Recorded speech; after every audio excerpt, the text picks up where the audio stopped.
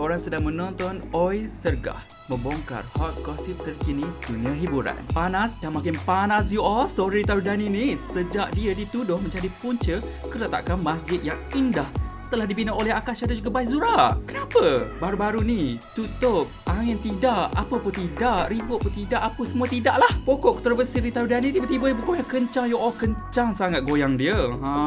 Jejans yang digosipkan bercinta dengan Rita dulu iaitu Donna Muslim. You all tanya siapa Donna Muslim? Google sendiri Donna Muslim tu siapa. Upload satu gambar ke IG dia yang berbau sindiran. Cuba tengok ni you all. Cuba you tengok dan fahamkan. Macam ditujukan kepada Rita je kan? Tapi of course Donna buat statement cover Rina lah. Katanya gambar tu bukan ditujukan pada Rita. Kalau bukan tuju pada Rita, pada siapa lagi? Lepas tu Dandan dia padam balik gambar tu pada IG sebab dia nak elak sebarang spekulasi dan kritikan. Motif Donna, penjelasan di situ. Walaupun berita panas ni dah meletup sejak minggu lepas, Rita masih lagi berdiam diri gitu. Dan story ni belum ada kepastian lagi tau. Tapi netizen dah banjirkan IG Rita dengan kritikan dan panggilan perosak rumah tangga. Wah, korang kemain lagi label orang perosak rumah tangga kan? Terus label dia homewrecker lah apalah. Tapi kalau bukan dia macam mana?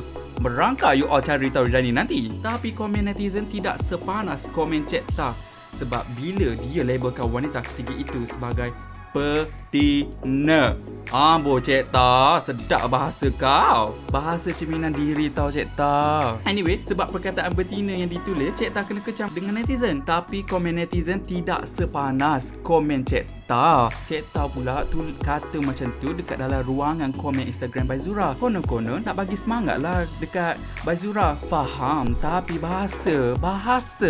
Lepas kecam Rita, korang kecam Cekta pula.